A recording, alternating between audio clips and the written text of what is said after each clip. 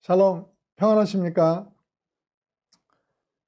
모든 사람들에게 손가락질을 당하던 세리 마태를 제자로 삼으신 예수님의 뜻을 배우고 있는데, 그 첫 번째는 예수님은 제자가 되는 것에 자격을 두지 않으셨고, 두 번째는 사람의 전통이나 상식으로 신앙을 제한하지 않으셨다고 말씀드렸죠. 오늘은 그 끝으로 세 번째, 예수님은 각 사람의 잠재 능력을 쓰십니다. 마태는 제사장이 되기 위해서 다양한 실력을 쌓았습니다.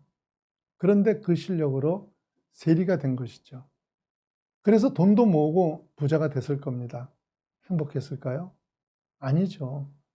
매국노로 강도로 손가락질을 당하는 그 인생이 행복할 수가 없죠. 실력은 있었지만 그 실력이 잘못된 사명에 쓰였기 때문에 삶이 보람도 없고 부끄러웠을 겁니다. 그런데 주님은 그런 마태를 부르셔서 그가 가진 모든 실력을 아주 보람 있는 곳에 의미 있게 사용하게 하신 겁니다.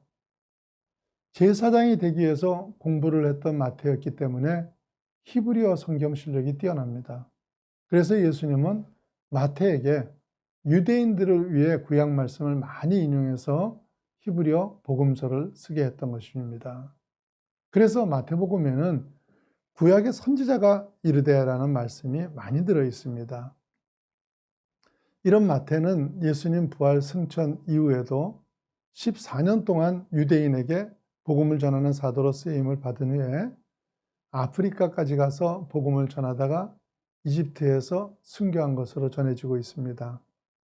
탐욕스러운 세리로 끝났을 마태의 인생이 이렇게 180도 바뀌어서 귀하게 사용된 인생이 된 것입니다. 그런데 그런 인생이 되게 되는 우리가 핵심이 뭐겠습니까? 결단이었습니다. 지나가는 사람에게 통행세를 받기 위해서 세간에 앉아있는 마태를 보고 예수님께서 부르실 때 누가복음 5장 27절과 28절 말씀입니다. 그 후에 예수께서 나가사 레이라 하는 세리가 세간에 앉아있는 것을 보시고 나를 따르라 하시니 그가 모든 것을 버리고 일어나 따르니라. 즉시 일어나 예수님을 따르는 결단이 있었습니다. 이 결단이 능력이었던 겁니다. 우리가 연초에 많은 결단을 하지 않습니까? 금년도 이제 12월인데 돌아보면 마음이 답답한 분들이 계실 겁니다. 이룬 건 별로 없고 결심은 이미 희미해졌습니다. 그런데 금년에만 그런 게 아니지 않습니까? 해마다 똑같은 일이 반복되죠. 하나님께 기도까지 하면서 결단했는데 왜 해마다 이런 현상이 반복되고 있는 겁니까? 레이가 세리의 자리를 벗어나서 마태로 변화가 되는 그 결단에는 누가복음 5장 28절 말씀 다시 보세요. 그가 모든 것을 버리고 일어나 따르니라. 이제까지 쌓았던 모든 기득권을 버리는 대가 지불이 있었던 겁니다. 왜 변화되기를 원하지만 변화되지 않습니까? 변화에는 반드시 대가 지불이 있어야 하는데 대부분의 사람들이 변화에 대한 소망은 있지만 그걸 위해 노력하지도 않고 희생하지도 않고 포기하지도 않기 때문입니다. 그래서 하나님의 진리를 알고 해마다 결단은 하지만 변화는 없는 것입니다. 그런데 마태는 예수님이 부르시는 순간 자신의 기득권을 다 내놓는 결단을 했던 것입니다. 어째서 그런 결단이 가능했을까요? 마태가 왜 세리가 되기로 했을까요? 돈을 벌려고 그랬겠죠. 가난한 제사장이 되기보다는 누가 매국노라고 하고 강도라고 손가락질을 하든 말든 열심히 돈을 모아서 부자가 되겠다는 목표로 세리가 됐을 겁니다. 그런데 자기의 목표가 채워지면 채워질수록 마음의 허전함은 점점 더 커졌던 것입니다. 제사장이 되려고 했던 사람이기 때문에 하나님을 알기는 압니다. 그런데도 빗나간 자리에서 남의 손가락질을 받는 인생을 살 때 그 갈등이 얼마나 심했겠습니까? 그러는 중에 마태에게 예수라는 분의 소문이 들렸습니다. 그리고 가버나움에서 자기와 함께 어린 시절을 보내던 베드로나 안드레, 빌립이나 나다나엘이 그분과 함께 다니고 있다는 이야기도 들었을 거고, 또 요한이 성품이 바뀌는 것에 대한 이야기도 들었을 겁니다. 나하고 같이 자란 어릴 적 동네 친구들의 그런 새로운 삶이 궁금했겠죠. 그렇지만 이미 세리로 많은 사람들의 비난과 손가락질을 받고 지내는 마태는 그건 자기하고 상관없는 일이었죠. 그래서 나는 이미 버린 몸이야. 악착같이 돈 모아야 돼. 이것마저 없으면 나는 정말 비참한 인생이 될지 몰라. 이러고는 자기 마음을 꼭꼭 닫고 있었을 겁니다. 그런데 예수님은 마태의 그 갈등을 알고 계셨던 거죠. 그래서 다른 제자와는 다르게 친히 마태를 찾아가신 겁니다.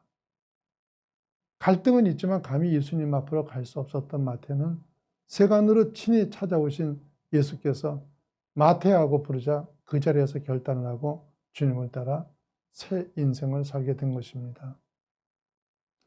여러분, 때로는 여러분 삶에 밀려오는 허전함이나 좌절감이 있을 수 있습니다. 그런데 그게 무조건 나쁘기만 한 것은 아닙니다. 그런 부정적인 요소 때문에 예수님을 찾게 되고 인생이 기가 막히게 바뀌는 계기가 될 수 있는 것입니다.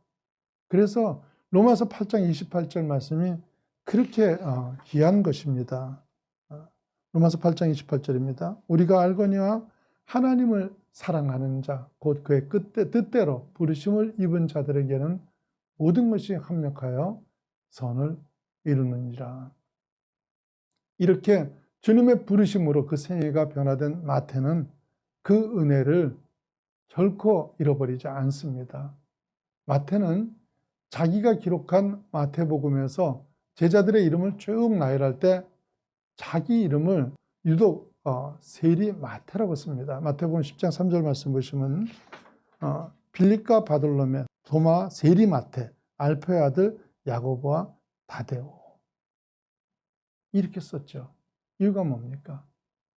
그는 자신이 더러운 탐욕의 사람, 세리의 자리에서 불려온 자임을 항상 기억하고 있었던 것입니다. 그런데 그런 사람이 감히 다른 사람을 비판하겠습니까? 내가 형편없는 자리에서 왔다는 걸 항상 인식하는 사람이 남을 쉽게 손가락질할 수 있겠습니까? 왜 예수를 믿음에도 불구하고 남을 비난하고 정죄하는 줄 아십니까? 내가 세리였던 것을 잃어버렸기 때문입니다. 바울을 보십시오. 자신을 뭐라고 말합니까? 죄인 중에 괴수라고 합니다. 바울의 이 표현이나 마태가 세리 마태라고 하는 표현이 다 같은 것입니다.